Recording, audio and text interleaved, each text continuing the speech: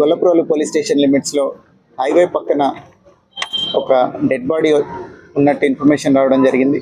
అక్కడికి ఆ రోజు పోలీస్ రీచ్ అయిన తర్వాత నేను కూడా విజిట్ చేశాను సీన్కి.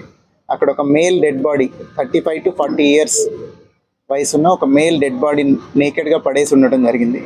ఆ డెడ్ బాడీని తీసి పిఎంకి పంపించే క్రమంలో ఆ డెడ్ బాడీ మీద విజిబుల్గా చాలా ఇంజరీస్ కనిపించాయి.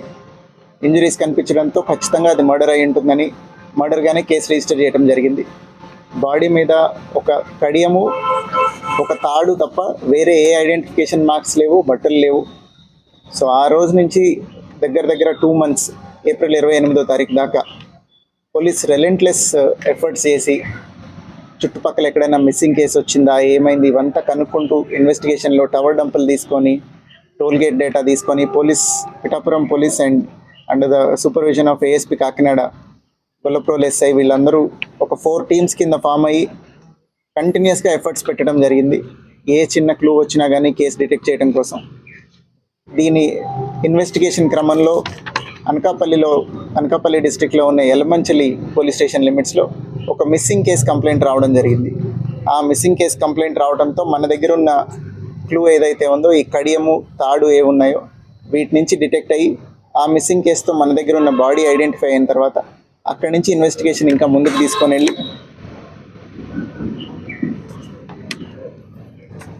చనిపోయిన వ్యక్తిని తంగెళ్ళ లోవరాజుగా గుర్తించడం జరిగింది.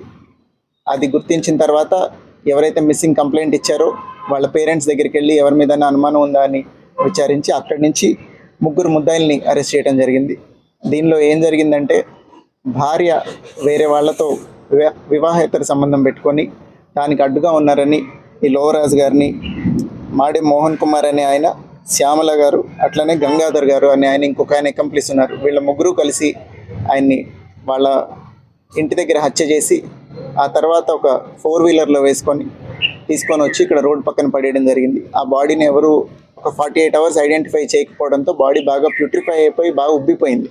అందుకని వెంటనే ఆనవాళ్ళు కనుక్కోవడం డిలే అయింది.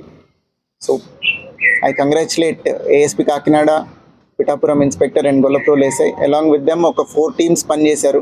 వీళ్ళందరూ కూడా ఈ కేసు అన్డిటెక్టెడ్గా ఉండిపోకుండా, బోల్డన్ని కేసెస్లో ఇట్లా అన్ఐడెంటిఫైడ్ బాడీ ఉన్నప్పుడు ఏ రకమైన ఆనవాళ్ళు లేకపోతే క్లూస్ దొరకక అన్డిటెక్టెడ్ అని ఉంచేయడం జరుగుతుంది. అట్లా కాకుండా వీళ్ళు కంటిన్యూస్గా 2 months పాటు ఎఫర్ట్స్ కంటిన్యూ చేసి they went to Orissa also. Orissa side వెళ్ళారు, ఛత్తీస్గఢ్ సైడ్ వెళ్ళారు. అక్కడ ఏదైనా మిస్సింగ్ కంప్లైంట్స్ ఉన్నాయి ఆ బాడీ ఐడెంటిఫై అవ్వడానికి. సో కంటిన్యూస్ ఫాలో అప్ వల్లనే ఈ కేసు డిటెక్ట్ అయింది. So I congratulate all the teams who have worked in this case.